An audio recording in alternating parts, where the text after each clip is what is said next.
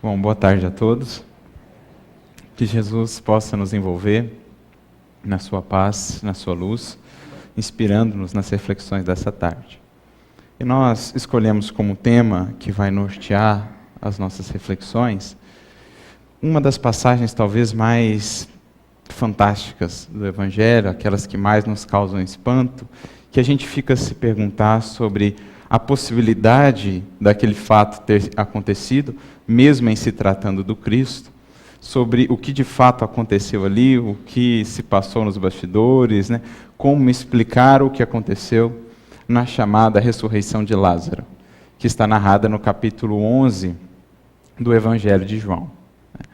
E a gente vai trazer aqui algumas reflexões à luz da doutrina espírita, porque uma coisa que nós temos aprendido no estudo do Evangelho com Emmanuel, esse grande professor que nos dedicou quase que vidas de estudo, né, do Evangelho para poder compartilhar isso conosco, uma coisa que temos aprendido com ele e também com Kardec, é que o Espiritismo, em nos revelando as leis espirituais que regem o cosmos, o universo, as nossas vidas, assim como a ciência o fez com as leis físicas, o Espiritismo nos traz as chaves para a gente abrir o cofre dos tesouros do Evangelho e extrair ali muitas daquelas preciosidades que permaneciam trancafiadas pela nossa ignorância, pelo nosso desconhecimento dessas leis espirituais. Então, a visão que nós apresentaremos aqui dessa passagem é a visão pela ótica espírita. Nós vamos trabalhar primeiro o aspecto mais material da passagem, o que de fato se passou ali. É possível a um ser, por mais adiantado que ele seja, mesmo na condição de um Cristo, é possível a ele restituir a vida a outro ser? Seria possível, mesmo em se tratando de Jesus Cristo, restituir a vida a um ser que já a perdeu?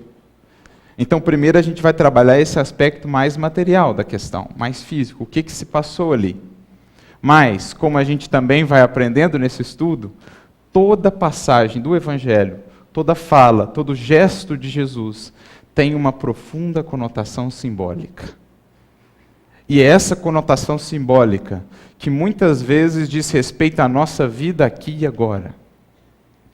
Porque em curando ali, ou auxiliando Lázaro naquele processo, Jesus legou uma mensagem não só para aqueles que ali estavam, não só para Lázaro e as suas irmãs, mas para toda a humanidade, para toda a posteridade. E aí a gente vai tentar extrair qual esse significado simbólico dessa dita ressurreição de Lázaro e o que isso tem a ver com o mundo em que vivemos hoje, né? As condições em que ainda vivemos hoje, ou as condições pelas quais boa parte dos corações encarnados ainda pauta a sua existência. Então a gente vai trazer essas reflexões, apresentando brevemente aqui uma introdução da passagem. Eu não vou lê-la toda, porque ela é muito extensa. Como falei, está no capítulo 11 do Evangelho de João. Aqueles que depois puderem lá destrinchar melhor, recomendo a leitura. Mas, basicamente, o que acontece é o seguinte: Lázaro, que era muito amigo de Jesus, Lázaro, que era irmão de Marta e Maria, ambos, ou os três, moravam em Betânia, uma cidade muito próxima a Jerusalém, e Jesus, com frequência, quando se dirigia a Jerusalém nas festas, passava por Betânia, passava ali na casa deles. Há até aquela passagem muito conhecida por nós, quando Jesus visita Marta e Maria. Marta está ali distraída, fazendo as coisas, a fazer de casa, e chega a cobrar de Jesus para que ele ordenasse a sua irmã que lhe auxiliasse. E Jesus diz: Marta, Marta, você está tão preocupada com um monte de coisa, mas só uma coisa é necessária. Maria escolheu a melhor parte, e isso não lhe será tomado. Eram essas mesmas personagens, as irmãs de Lázaro. Então era uma família muito querida por Jesus, amigos mesmo. E chega a notícia até o mestre estava na Galileia, lá no norte, de que este amigo havia morrido, né? As irmãs mandam avisá-lo de que ele havia morrido. No entanto, Jesus, simplesmente ao receber a resposta, diz: esse acontecimento não é para a morte, mas para a glória de Deus. E espera ainda alguns dias para se dirigir a Betânia, para se dirigir ali aonde estava o seu amigo. Diz assim, depois de 2 dias, quando começa ou intenta se dirigir para o sul, para Betânia: Lázaro dorme, eu vou lá despertar o nosso amigo. Então a gente já começa a perceber que Jesus, obviamente, dada a sua condição espiritual, o alcance de sua visão espiritual, de seu entendimento, sabia muito bem o que se passava com Lázaro. E já sabia que aquilo não se tratava da morte, não como a entendemos. Não no sentido como a entendemos. Então, passado um tempo, Jesus desce com os apóstolos a Betânia, chega lá, contempla todo aquele choro, as irmãs se dirigem a ele, vêm conversar com ele e diz: se você tivesse aqui, ele não teria morrido. Marta se dirige a Jesus nesses termos. Mas Jesus diz a ela: teu irmão viverá. E ela diz, pautada numa concepção da época: sim, eu sei que no último dia ele haverá de ressuscitar. E Jesus então tem a famosa frase: eu sou a ressurreição e a vida. Quem crê em mim, ainda que morra, viverá. E quem vive e crê em mim, nunca mais morrerá. Uma frase profunda que a gente já começa a entender o tom de que morte está sendo falada aqui. Do que nós estamos falando aqui? Jesus contempla aquele choro dos circunstantes e diz o texto, Jesus chora também. Mas aí a gente fica a se perguntar, por que Jesus chorou? Se ele sabia o que se passava com Lázaro, ou se ele sabia que a morte, como a entendemos, não existe, que a vida prossegue sempre. Claro que não nos atrevemos a dizer por que Jesus chorou, mas ficamos a pensar na condição daquele espírito que vê ainda as crianças, os seus tutelados, sofrendo tanto por um processo natural da vida, Jesus chega a chorar. Mas ele se aproxima do túmulo, então pede que retirem a pedra do túmulo, e então dá a ordem: Lázaro, sai daí, ou deixa o sepulcro. Lázaro, que já estava há 4 dias no sepulcro, já cheirava mal. Jesus dá a ordem, e ele deixa o sepulcro, ainda envolto nas faixas, nos sudários. Jesus diz: desenfaixai-o e deixai-o ir.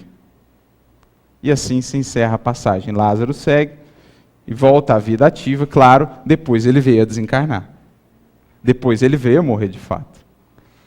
E inclusive, nesse intermédio, foi perseguido pelos fariseus, por conta que passou a ser, naquela cultura, naquele contexto, um exemplo vivo do poder e da ação do Cristo. Então intentaram ou deliberaram matar não somente ao Cristo, mas também a Lázaro, porque ele era a prova viva do poder daquele a quem se recusavam a reconhecer como Messias, como Cristo. Então, basicamente, essa é a passagem. Claro, tem outros detalhes, outras nuances, mas pegamos aqui o eixo central para a gente trazer algumas reflexões. Como falei, primeiramente, a respeito do fato em si. Lázaro estava há 4 dias no sepulcro. Lázaro já cheirava mal. Jesus, então, lhe ordena e ele se reergue e volta à vida. A pergunta é, Lázaro estava morto de fato? Ou qual era a condição de Lázaro? É possível que, uma vez separado do corpo, na visão que nós temos da doutrina espírita, uma vez separado do corpo, o espírito possa retomá-lo ou reassomá-lo, o mesmo corpo, para seguir vivendo encarnado? O que a doutrina espírita nos diz a esse respeito? E aí nós nos lembramos de uma questão que está em O Livro dos Espíritos, a questão 423, em que Kardec vai questionar, já nos dando uma dica do que se passava, vai questionar os espíritos se era possível que um espírito rompesse completamente os liames que o ligavam ao corpo e retornasse a viver posteriormente. Era possível que isso acontecesse? E a resposta dos espíritos é suficientemente clara. Uma vez rompidos os laços, esse processo de retorno não é mais possível. Portanto, se um ser voltou à vida, um ser aparentemente morto voltou à vida, é porque não estava efetivamente morto. Estava ainda vivo. E Kardec já nos dá a dica do que se passava na pergunta, porque ele começa a pergunta assim: na letargia, é possível que uma vez rompidos esses laços, o espírito possa retornar à vida? Então Kardec já nos dá a pista ao se utilizar dessa palavra letargia, que é um estado em que as funções biológicas, orgânicas, atingem um patamar mínimo, o ser praticamente ou denota estar morto, mas ainda existe função biológica. Mas aí alguém poderá perguntar, e o cheiro ruim?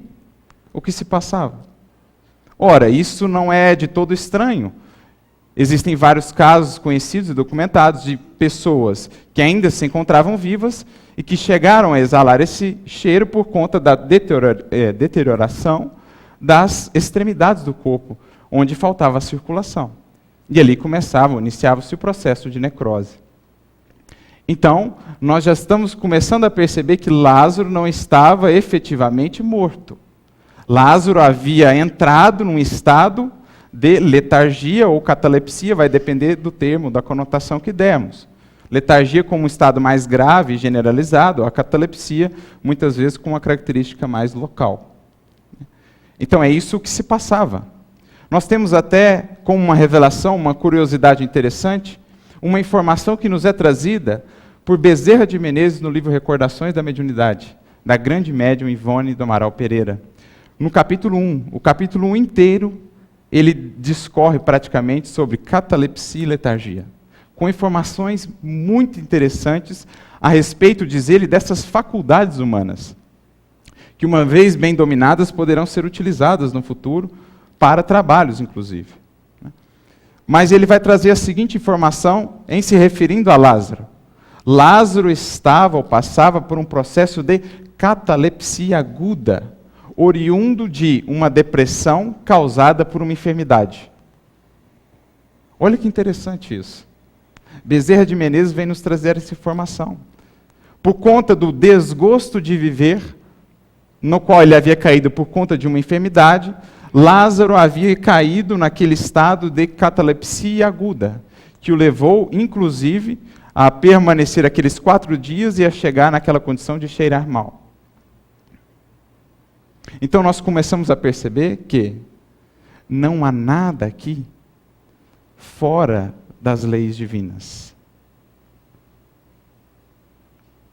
Aquilo que nos parecia algo fantástico ou até mesmo milagroso, no sentido mais comum do termo, nada mais é do que um acontecimento prescrito ou altamente harmonizado, plenamente harmonizado, com as leis divinas, que regem tanto a vida espiritual quanto a vida física, a vida biológica. Porque as leis que regem a matéria, o funcionamento do corpo, também são leis divinas.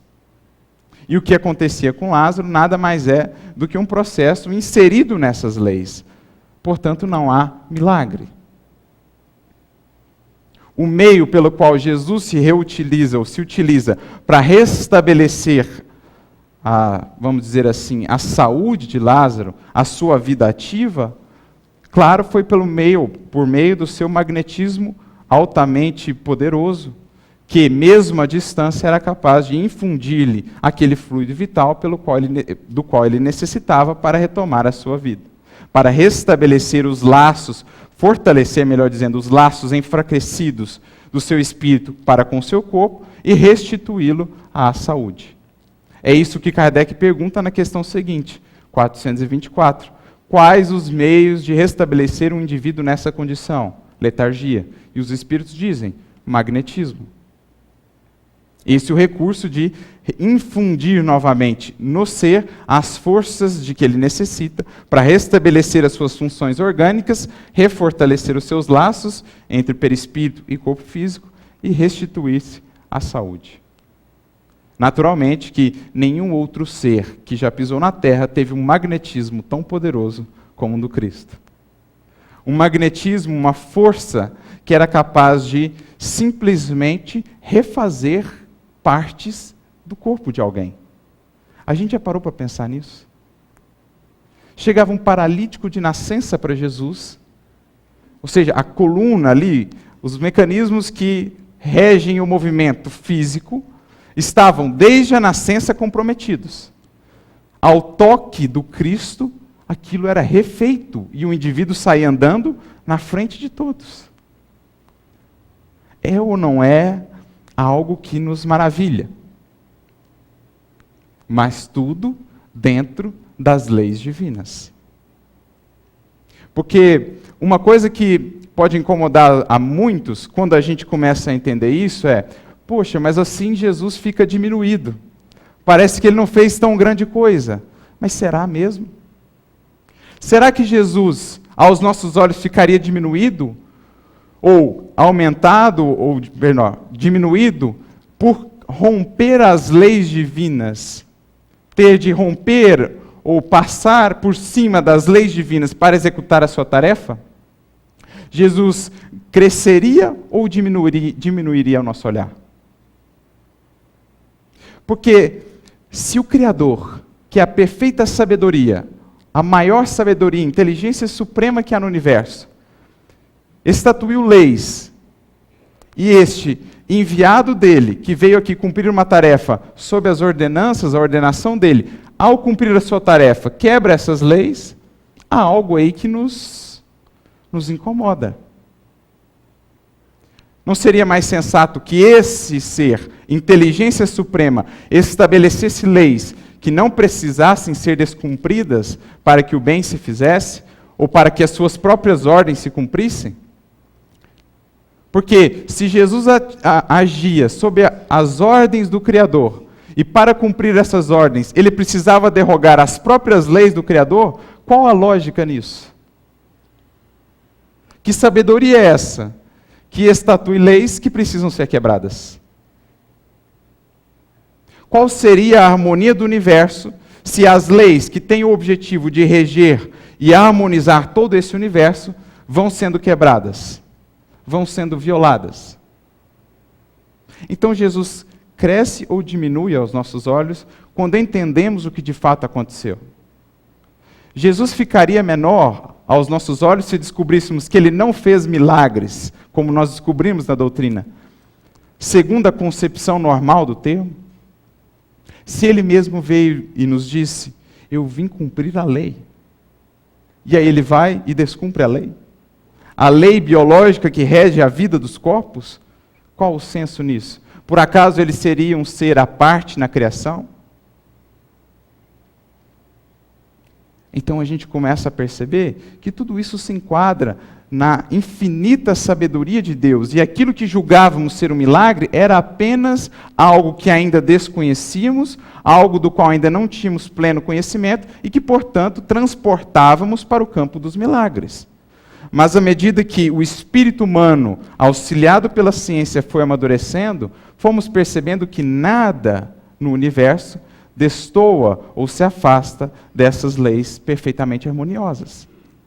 Sendo um Cristo, um Espírito, cuja tarefa primordial é viver para cumprir as leis divinas, porque já se alçou ao plano da perfeita comunhão com Deus, qual seria o senso que esse mesmo ser fosse o primeiro a rompê-las, ou a passar por cima delas para dar continuidade à sua tarefa? Esse ponto é tão importante que Kardec dedica um capítulo inteiro do livro A Gênese para falar a respeito dos milagres. O capítulo 13. O capítulo inteiro ele vai discorrer sobre os milagres, sobre a ciência, a visão espírita. E ele chega à conclusão no final que, sendo Deus a perfeita sabedoria, seria um contrassenso aos seus próprios atributos se ele estatuísse leis que precisariam ser quebradas. Portanto, ele não questiona: Deus poderia fazer milagres? Kardec diz: ele poderia fazer o que ele quisesse. Ele poderia fazer o que ele quisesse. Mas se ele o fizesse, ele estaria indo contra o próprio atributo de perfeita sabedoria, de inteligência suprema, que é um apanágio dele, o único ser criador. Criador nesse nível, porque todos somos criadores em nível menor. E sendo Cristo o seu sumo representante na terra, naturalmente que o Cristo também não seria ou não buscaria violar essas leis. Então, de maneira alguma, nós diminuímos a figura de Jesus por desvesti-lo desse caráter milagroso. Pelo contrário, ele fica ainda mais grandioso aos nossos olhos, porque agora vemos sim um ser que já se uniu de tal maneira ao Criador, que já compreendeu de tal maneira suas leis, que consegue trabalhar e agir conhecendo-as todas e atuando a ponto de fazer aquilo que falamos: reconstituir um corpo físico diante dos olhos de pessoas espantadas. Para alcançar esse patamar de atuação, só mesmo um ser altamente harmonizado com o bem e com o amor, para usar esses poderes, esses atributos do Espírito para o bem. Então, esse é o primeiro ponto que a gente queria trabalhar. O que acontecia com Lázaro? Lázaro estava morto? Não. Lázaro estava nesse estado cataléptico agudo, chegou ali a cheirar mal por conta do tempo passado, e é algo que acontece, que ao longo dos séculos nós temos registros, inclusive na medicina, o que nos leva a pensar quantos e quantos corações ao longo dos séculos não foram enterrados nessa condição. Porque os nossos recursos e mesmo o ferramental para verificar a morte de fato naquela época eram muito limitados. Você ouvia a respiração, mal ouvia a respiração, mal media o pulso, nem sei se nessa época já existia isso. E se a pessoa então parasse de se mover por mais de um dia, estava morto. E geralmente o enterro era bem rápido. Tem uma passagem em Atos dos Apóstolos, o indivíduo havia acabado de desencarnar, já estava enterrado poucas horas depois. Então, quantos e quantas pessoas não passaram por isso ao longo dos séculos? E aos poucos, o trabalho laborioso da ciência foi nos esclarecendo para que a gente tivesse mais consciência das leis divinas e evitasse esse tipo de equívoco. A própria médium Ivone do Amaral Pereira, que recebeu essa mensagem de Bezerra, nos falando a respeito da condição de Lázaro, quase foi enterrada viva quando criança. Ela entrou num estado cataléptico. Já estava sendo velado, seu corpinho já estava do lado do caixão. Sua mãe era a única que sentia intuitivamente que ela não estava morta. Entrou no quarto e fez uma prece a Maria, falando, olha, se for hora dela morrer, eu te entrego ela de coração, leva de volta. Mas se não for hora dela morrer ainda, faz alguma coisa, porque vão enterrá-la viva. Vão enterrá-la viva. Se você trouxer ela de volta à vida, eu te consagro a ela. Nada mais tem com ela. Ela é sua para o trabalho que você quiser fazer. Ela fez a prece nesses termos. Ela era católica. Fez a prece nesses termos.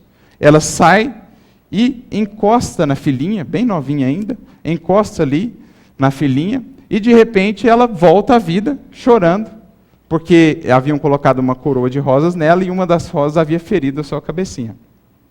Ela volta à vida chorando. Depois Ivone vai dizer que aqueles breves toques da mãe haviam transmitido a ela a energia necessária para que o seu espírito voltasse por meio do magnetismo e reassomasse a vida, evitando o enterro que estava para acontecer. Então, não tem tanto tempo isso. No início do século passado, né? No início do século passado, essa que fez um trabalho tão importante para a doutrina espírita, quase teve a sua tarefa encerrada na sua infância por conta desse equívoco.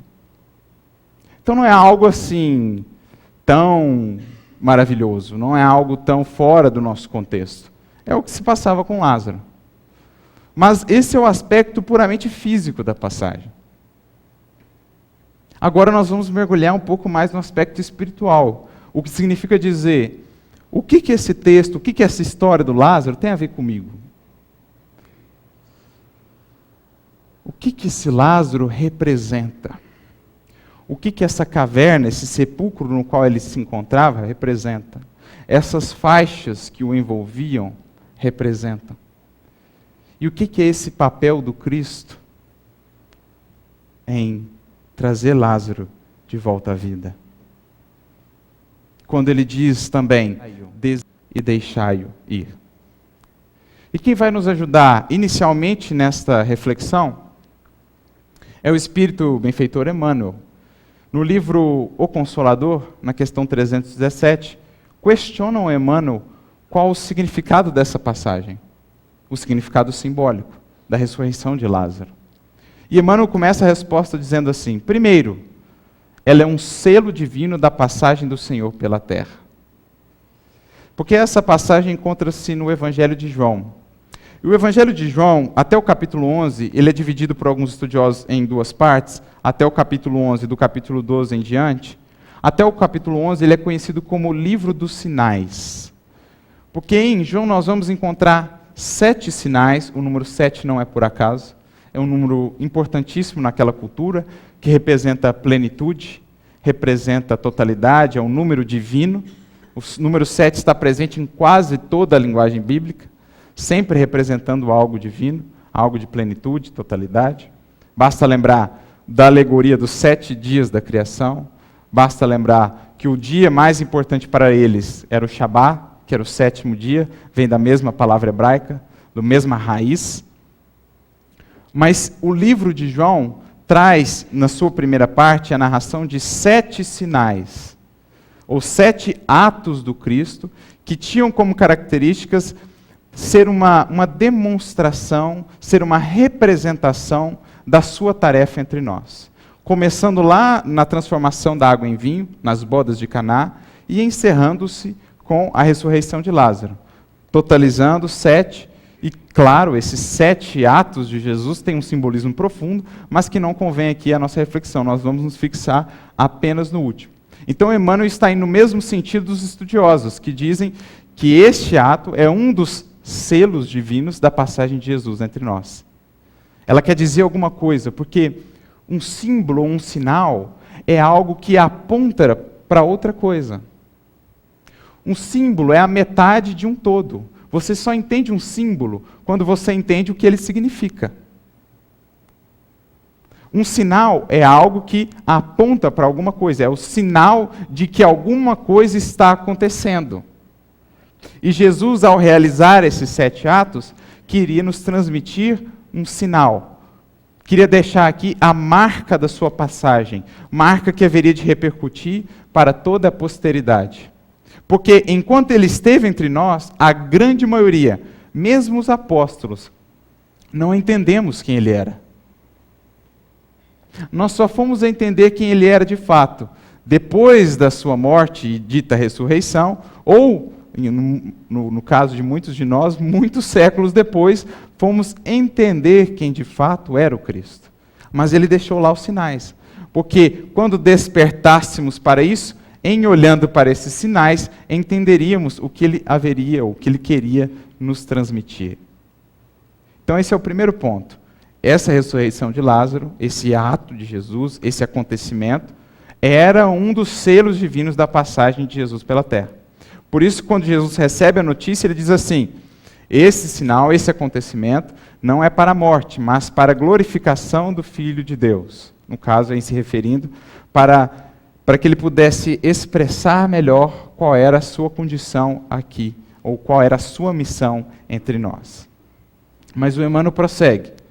Além disso, de ser um selo da sua passagem, era um símbolo sagrado da ação de Jesus sobre o homem, que, por meio do seu amor, tem arrancado a humanidade do seu sepulcro de misérias e a despertado para o sol da vida eterna, nas sagradas lições do seu evangelho de amor e redenção. Olha que símbolo bonito. O que Emmanuel está dizendo é que nós nos encontrávamos, enquanto coletividade e também individualmente, num sepulcro. E ao longo dos séculos, o Evangelho do Cristo tem sido esse despertar para que a gente, deixando o sepulcro, possa encontrar-se com o sol da vida eterna que nos aguarda para além desse sepulcro. Porque para a gente entender isso, nós precisamos entender que a vida se manifesta em vários estágios, em várias dimensões de plenitude, de conhecimento, de abrangência. Para o ser que está começando a jornada, ou para o ser que ainda atrela ou resume a sua vida apenas à experiência física e transitória, ele, por escolha, ou de acordo com aquilo que elegeu como objetivo primordial, limita a sua visão da vida. Limita a sua visão da vida, porque a criatura que vive apenas para o seu egoísmo, ou apenas para as coisas materiais, por si mesma, menospreza ainda tudo aquilo que a aguarda para além disso. A criatura que reduz a vida a comer, fazer sexo, dormir e trabalhar, reduz em muito a sua concepção de vida e de universo. Porque a vida é muito mais do que isso. Mas nós, presos que ainda estamos ao sepulcro de nosso egoísmo, de nosso orgulho, de nosso materialismo, passamos a ter uma visão da vida muito restrita e limitada. Porque desconhecemos as alegrias que nos aguardam, ou as alegrias que são condições, apanágios dos espíritos superiores, aquilo que nos aguarda enquanto herdeiros de Deus, nos estágios superiores de espiritualidade. Não conseguimos contemplar esse sol, porque ainda preferimos viver nos sepulcros que criamos para nós. Nas cavernas, repletos de vendas, as faixas que nos impedem de ver a vida na sua infinita beleza. Porque na criação divina, como Jesus vai dizer, só existe vida. O que morre é o seu corpo. Você nunca morre. Agora, de acordo com a maneira pela qual você vive, você pode reduzir a sua vida a apenas essa experiência corporal. E quando você perde o corpo, o que você encontra? Só aquela sombra que você construiu ao redor de ti mesmo. Pela limitação dos seus potenciais divinos, pela limitação da sua experiência espiritual. Você viveu para o corpo, ao perdê-lo, você encontra limitação.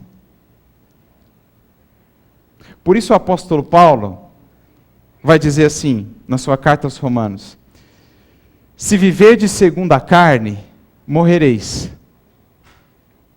Mas se viverdes segundo o Espírito, mortificando, ou seja, se viverdes no corpo, em busca dos valores do Espírito, vivereis.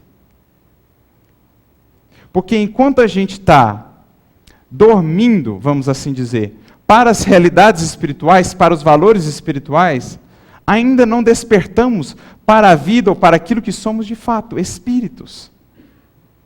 Quando vivemos só para os valores transitórios, ainda estamos inseridos nessa caverna.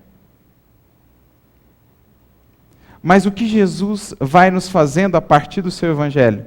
Nos descortinando uma vida infinitamente maior. Vai nos dizendo assim: meu filho, a vida é muito mais do que essas pequenas coisas pelo qual tanto sofres. Você é um herdeiro de Deus. O teu destino é o cosmos infinito. Você tem como destino, sendo filho de Deus, o objetivo de conhecer todas essas estrelas, viajar por elas, viver em esferas onde a felicidade que os espíritos que ali vivem sentem é incomparável, para usar esse termo, às felicidades que usufruímos aqui. Você está destinado a ver belezas que, diante das belezas, as belezas da terra, diante delas, seriam quase que esboços de arte. Tudo isso é o que nos aguarda. Mas a grande maioria de nós, como Lázaro, ainda permanece aferrado, preso ao sepulcro das nossas misérias, pela nossa incompreensão das leis divinas e pela nossa indisposição em vivenciá-las, transformando o nosso ser, o que é condição para que alcemos a esses estágios superiores de vida. Jesus vem, então, a partir do seu Evangelho, infundir em cada um de nós vida. Por isso ele diz: eu vim para que vocês tenham vida e a tenham em abundância. Porque viver é muito mais do que somente existir. Viver é muito mais do que só buscar aqui os interesses corpóreos, os interesses transitórios, os títulos, a fortuna. Viver é desenvolver os potenciais divinos que você traz em si. É desenvolver o amor, condição essencial para uma felicidade plena. É desenvolver os seus potenciais espirituais. É clarear a sua visão para passar a perceber aonde quer que esteja a atuação divina. Jesus, a partir do seu evangelho, vai nos desenfaixando daquelas faixas que nos impediam de ver a vida bela como ela é, e nos auxiliando a ver agora uma vida mais plena, a ver agora, a contemplar a presença divina em cada instante das nossas jornadas. Porque o Criador, sendo infinito amor, nunca nos desampara. Está sempre presente, está sempre atuante. A questão é, quantos se tornam dignos de ver a sua presença ao seu redor? Quantos trabalham por adquirir aqueles olhos de ver do qual Jesus nos falou? Porque os que assim fazem, os que a isso buscam, passam a perceber o quanto o amor divino atua nas nossas vidas, mesmo nas situações em que nos julgamos mais abandonados. Porque às vezes o auxílio divino está diante dos nossos olhos, mas não conseguimos enxergar, dadas as vendas que ainda trazemos, a venda do egoísmo, a venda do orgulho, a venda do materialismo, que fixa o nosso olhar apenas no aqui e no agora. É o caso clássico do André Luiz.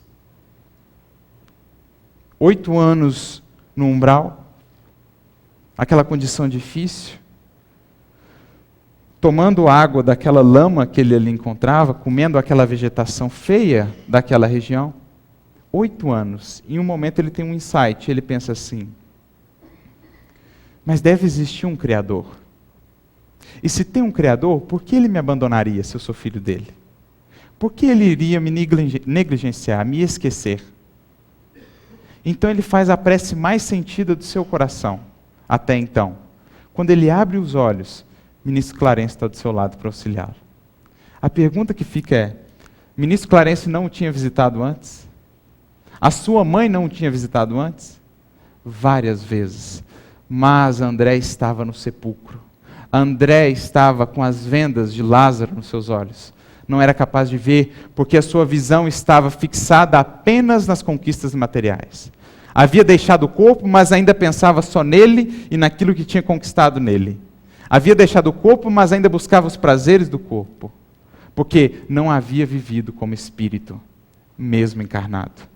É possível e é necessário que aprendamos com Jesus a viver como espíritos. É essa a lição de Lázaro.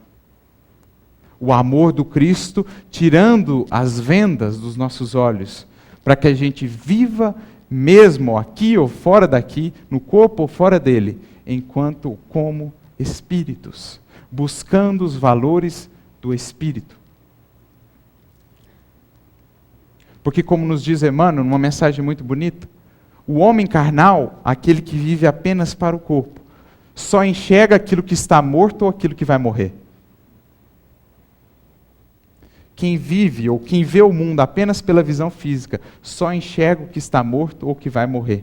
Porque, como diz um grande sábio, o essencial é invisível aos olhos da matéria.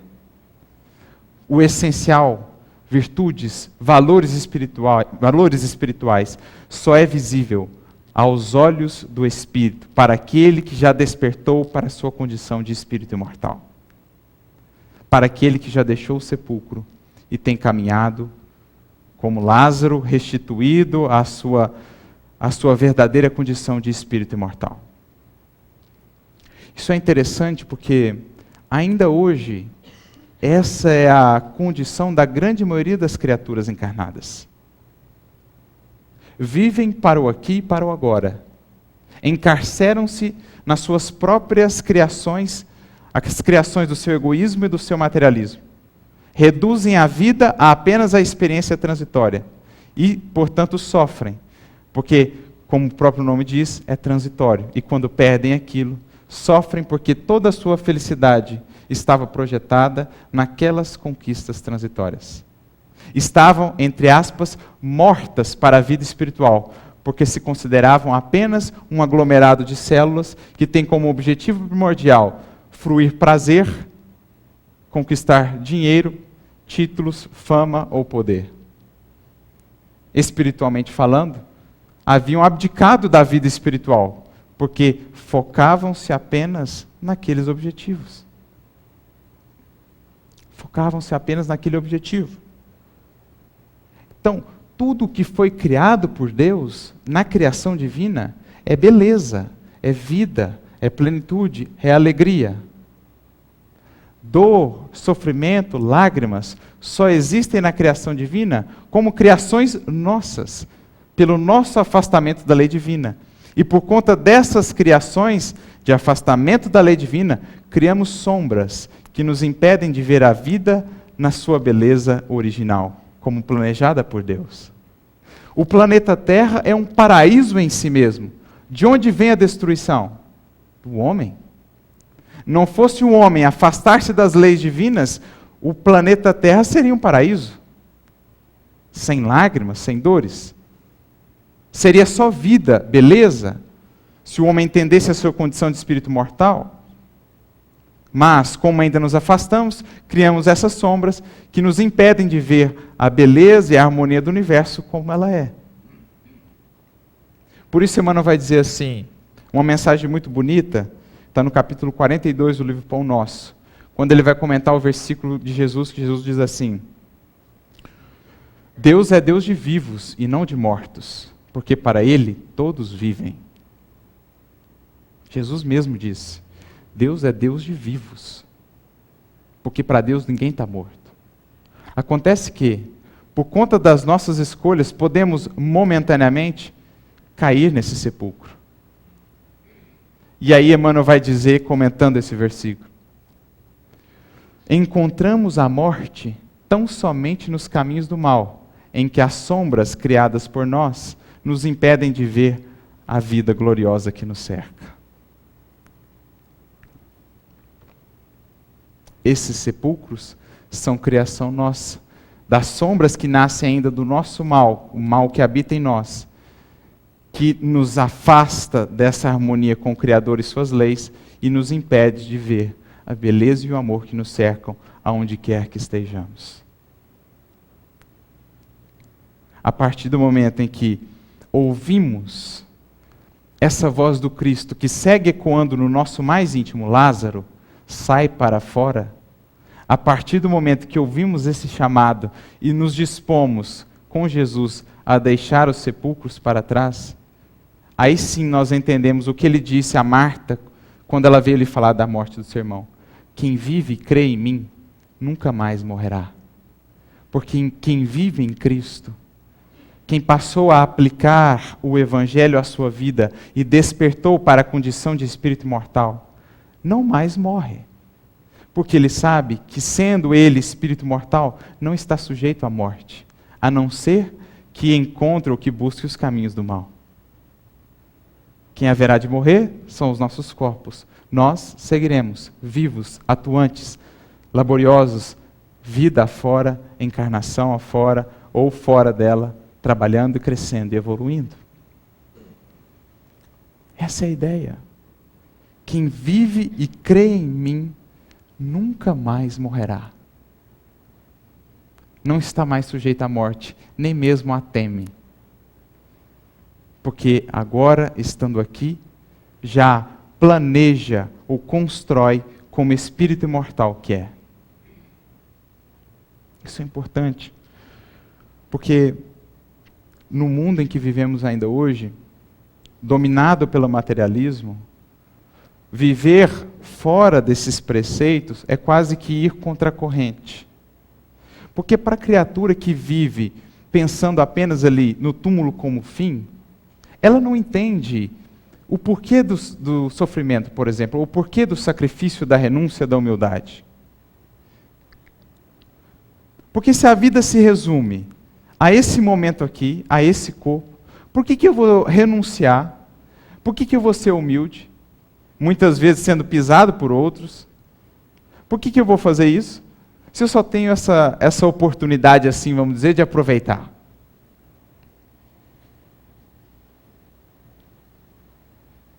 O sofrimento passa a não ter sentido nenhum.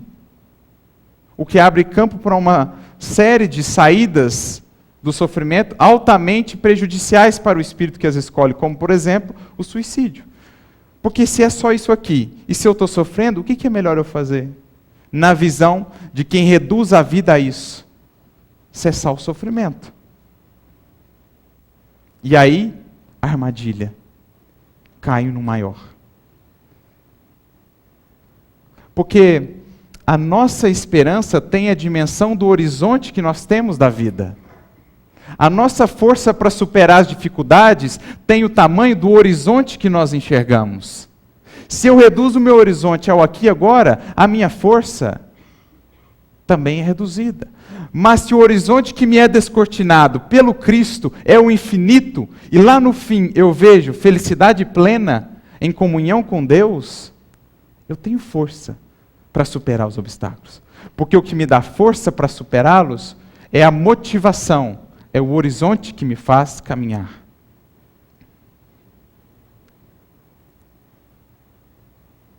E é esse o grande trabalho do Cristo e de todos os seus mensageiros ao longo dos séculos. Despertar a humanidade cativa desses sepulcros para o sol das verdades eternas e da vida no seu sentido mais amplo. Eu me lembro de outra história que ilustra muito bem isso e que define ainda o mundo como vivemos hoje. Uma história de 500 anos antes de Jesus, de outro espírito enviado por ele. Para muitos estudiosos, essa história não tem nada a ver com o Evangelho de Jesus. Mas para nós que já entendemos que o Deus que inspirava Jesus é o mesmo Deus que inspirava esse mensageiro, Sócrates, nós vamos ver que tem tudo a ver. Tudo a ver. É a famosa alegoria da caverna, narrada por Platão, mas dita por Sócrates. O que Sócrates diz nessa alegoria? Ele diz assim, falando a respeito da vida, que tinha uma caverna, e ali haviam seres humanos, que haviam nascido e crescido naquela caverna. Existia uma parede, um anteparo, e eles estavam voltados para o fundo da caverna. Atrás deles estava o anteparo. E todos eles estavam acorrentados, de modo que não poderiam sair dali.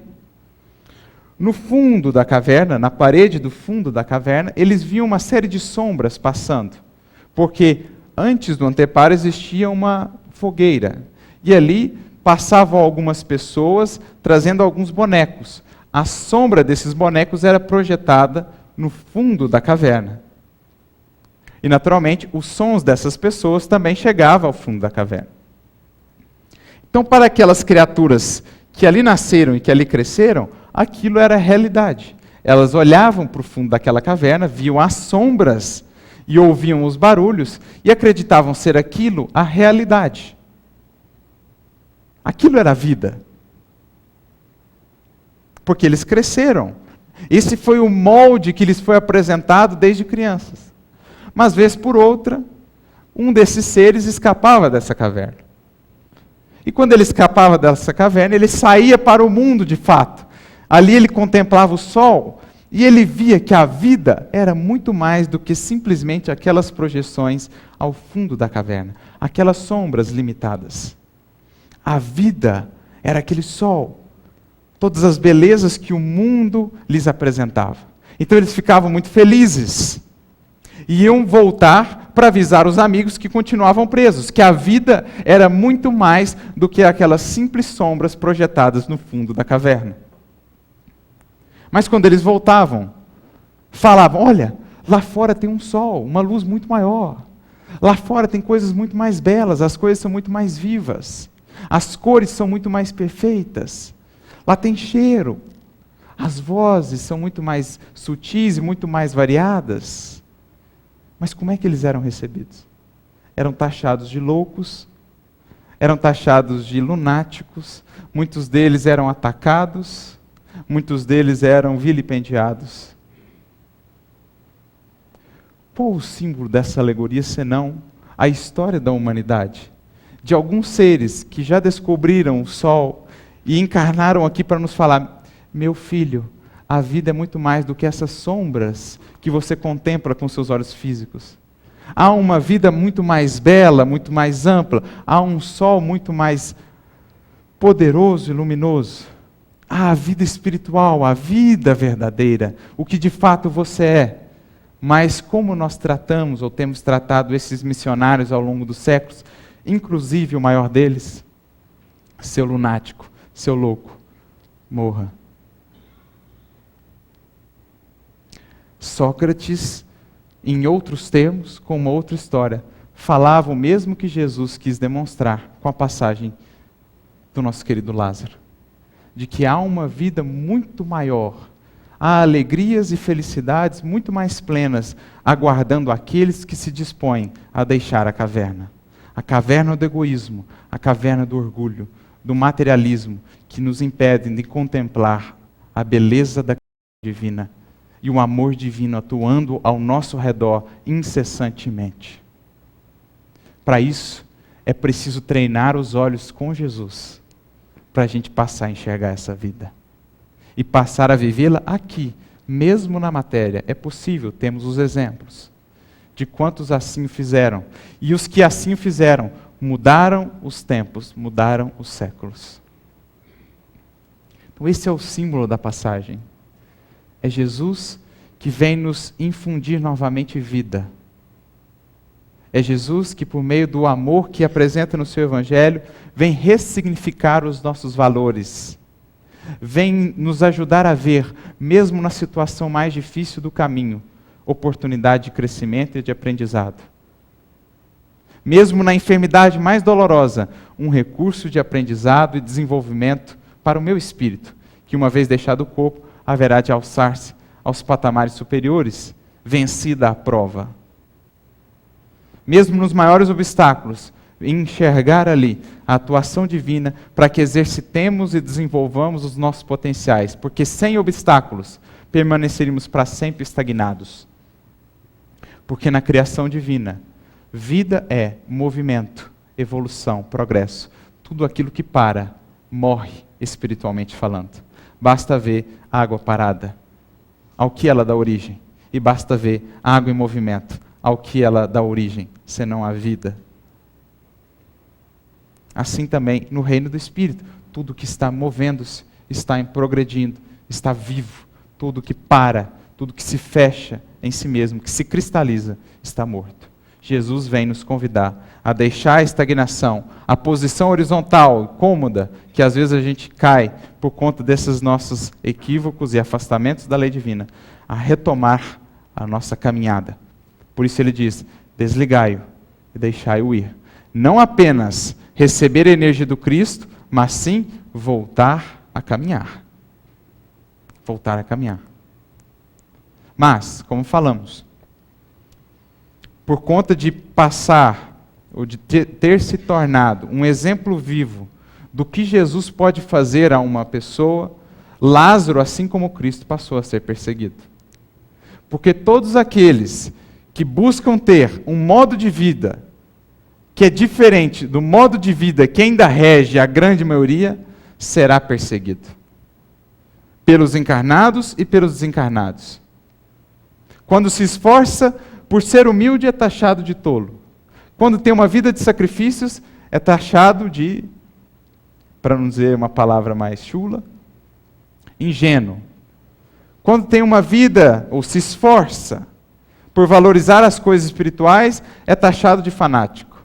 E uma série de outros ataques, que são um apanágio daqueles que se destacaram do comportamento de multidão e passaram a assumir as rédeas da sua vida em direção à imortalidade. Então, como Emmanuel vai nos dizer, Lázaro conheceu o testemunho, também tu, se dispuseres a seguir o Cristo, conhecerás. Porque é esse testemunho que vai aferir a sua vontade de fato em ser uma nova pessoa, em mudar. E há um exemplo clássico de alguém que foi extraído do Cristo, desse sepulcro, e depois, nesse esforço de segui-lo, foi perseguido como Lázaro. Eu me lembro do grande apóstolo Paulo. Alguém que tinha tudo materialmente falando, mas que, por conta de seu orgulho, por conta de sua soberba, de sua prepotência, havia se encerrado num sepulcro de fanatismo, que o havia cegado, e que, o impedia de ver que, em nome de Deus, ele feria os mesmos filhos de Deus, seus irmãos em humanidade, a pretexto de bem servir a Deus. Paulo estava no sepulcro, Paulo estava vendado por conta do seu orgulho. E é então que o Cristo convida a deixar aquele sepulcro. Cristo, quando lhe aparece, o deixa 3 dias cego, para que ele percebesse o que só ele não tinha percebido. Paulo, você está enxergando com seus olhos físicos, mas espiritualmente falando, você está completamente cego. Você não está mais raciocinando, porque em nome de Deus você está matando, você está perseguindo. Então Paulo estava com aquelas vendas, mas então Jesus lhe aparece, e quando Ananias chega para curá-lo, o que Paulo sente? Escamas caindo de seus olhos. Era Jesus que tirava a venda, era Jesus que falava a Paulo, sai desse sepulcro e vem agora comigo. Paulo aceitou o convite. Quando ele recebe a visão de volta de Ananias, ele diz, Senhor, se for da tua vontade, esses olhos aqui agora estarão para todo sempre consagrados ao seu serviço. Esses olhos que outrora foram usados para ferir, agora, para todo sempre, estarão dedicados a seguir os teus passos e a te servir. E por 30 anos, ele não fez outra coisa que não servir ao Cristo. E por 30 anos, ele não experienciou senão outra coisa, senão perseguições. De todos os tipos.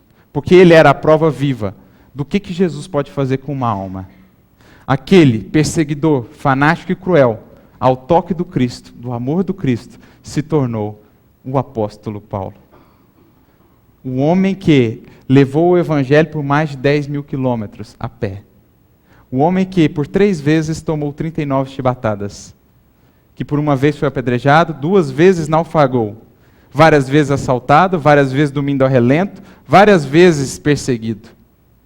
Esse homem era a prova viva do que o Cristo pode fazer com uma alma ao tirá-la do sepulcro. E é isso o que ele tem tentado fazer com todos nós ao longo dos séculos. Só que para ouvir esse chamado é preciso fazer suficiente silêncio interior para ouvir lá dentro, Lázaro, vem para fora. Vem comigo, vamos em direção a Deus. Deixa para trás os laços que te prendem ao pretérito criminoso, que é característica de todos nós, e olha agora para frente. A oportunidade de estar aqui de volta encarnados, nada mais é do que Jesus nos desvinculando dos laços pretéritos e nos dizemos, tens uma nova oportunidade de caminhar para diante. E é por isso que eu gostaria de encerrar essa reflexão com um texto de Emmanuel, que está no livro Caminho, Verdade e Vida, capítulo 112, intitulado Como Lázaro, em que Emmanuel vai comentar o versículo de Jesus. E o defunto saiu, tendo as mãos e os pés ligados com faixas e o seu rosto envolto num lenço. Disse-lhe Jesus, desligai-o e deixai-o ir. João 11:44. E Emmanuel começa assim, o regresso de Lázaro à vida ativa representa grandioso símbolo para todos os trabalhadores da terra. Os criminosos arrependidos, os pecadores que se voltam para o bem, os que trincaram o cristal da consciência, entendem a maravilhosa característica do verbo recomeçar. Porque para todos os caídos do mundo, Jesus lhes é a esperança que não lhes pode ser tomada. Para todos os que já se equivocaram, e mesmo muito, Jesus seguirá sendo sempre o porto ou o conforto que poderão sempre buscar para recomeçar. O próprio Paulo é um exemplo disso. Lázaro não podia ser feliz tão só por revestir-se novamente da carne perecível, mas sim pela possibilidade de reiniciar a experiência humana com valores novos. E, na faina evolutiva, cada vez que o espírito alcança do Mestre Divino a oportunidade de regressar à terra, ei-lo desenfaixado dos laços vigorosos, exonerado da angústia, do remorso e do medo, A sensação do túmulo de impressões em que se encontrava era venda forte a cobrir-lhe o rosto. Aqui, Emmanuel está trabalhando uma outra nuance ainda do símbolo, comparando aquela condição de Lázaro com a condição da grande maioria de nós, quando deixamos o corpo físico. Por conta dos equívocos, por conta da consciência ferida pelos equívocos, nos encontramos naquela condição de Lázaro, no sepulcro, do remorso, da culpa, do medo, da oportunidade perdida, das lamentações e das lembranças dolorosas dos erros, do remorso. Mas então, o Cristo, compadecido da nossa situação, dá-nos novamente a oportunidade de voltar ao corpo, para que possamos nos desvincular de uma vez por todas desses laços que prendem nossas mãos e pés e nos impedem de avançar para a luz. Em suma, todos somos Lázaros, aqui de volta, com o corpo restituído pelo amor do Cristo, para que possamos agora sim clarear a nossa visão e seguir caminhando para Deus.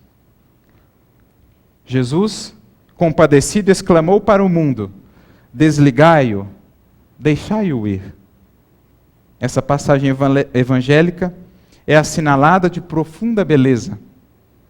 Preciosa é a existência de um homem, porque o Cristo lhe permitiu o desligamento dos laços criminosos com o pretérito, deixando-o encaminhar-se de novo às fontes da vida humana, de maneira a reconstituir e santificar os elos do seu destino espiritual na dádiva suprema de começar outra vez. Porque aqui, estando encarnados, não nos lembramos, pelo menos não conscientemente, de todos os equívocos do passado. Isso é misericórdia divina, para que nos sentíssemos mais livres para avançar um pouco mais. Porque se estivéssemos ainda com essa consciência aqui, difícil nos seria fazer qualquer coisa, dado que estaríamos presos, encarcerados no sepulcro de nossas culpas e remorsos. Mas Jesus é misericórdia, Deus é misericórdia, e nos permite essa liberação momentânea para que a gente consiga a liberação eterna por meio da nossa vinculação às leis divinas. É isso que nos foi concedido aqui pelo Criador. Lembrando sempre que o segredo de aproveitar essa encarnação é vincular a nossa existência, o nosso pensar, o nosso sentir e o nosso agir às leis divinas exemplificadas para nós como em nenhum outro lugar no Evangelho. Esse é o segredo de viver bem. E o segredo de morrer bem nada mais é do que viver bem. Porque o que encontraremos lá depois nada mais é do que um reflexo do que construímos aqui e agora, sobretudo dentro de nós. Muitos de nós temem o que encontraremos no mundo espiritual, mas não percebemos que o mundo espiritual nada mais é, ou apenas é, o reflexo do que trazemos no nosso mundo interior. Se vamos para lá na condição do tão temido umbral, nada mais isso significa do que já estávamos no umbral aqui. Mas se lá encontramos a vida gloriosa dos espíritos que alçaram as esferas superiores, é porque já havíamos construído esse mundo em nós. O segredo é seguir a Jesus. Eu me lembro do exemplo de Bezerra de Menezes, que aqui já citei, no livro Obreiros da Vida Eterna, quando ele vai auxiliar o desencarne de uma grande trabalhadora, no capítulo 19, Adelaide. Ele vai auxiliá-la e fala assim: morrer, minha irmã, é mais fácil do que viver. Basta se lembrar do meu exemplo. Quando estava para desencarnar, sabe o que eu fiz? Concentrei a minha mente naquela passagem do Cristo e de Lázaro. E ouvi novamente a voz de Jesus a me dizer: Lázaro, sai para fora. Como ele havia vivido, de fato, segundo os ditames do Evangelho, simples lhe foi deixar o sepulcro do corpo e contemplar as belezas do sol que está reservado aos que seguem as leis divinas. Que Deus nos abençoe a deixar para trás os nossos sepulcros e a ouvir o convite de Jesus: Lázaro, vem para fora. Que Deus abençoe a todos, muita luz e muita paz.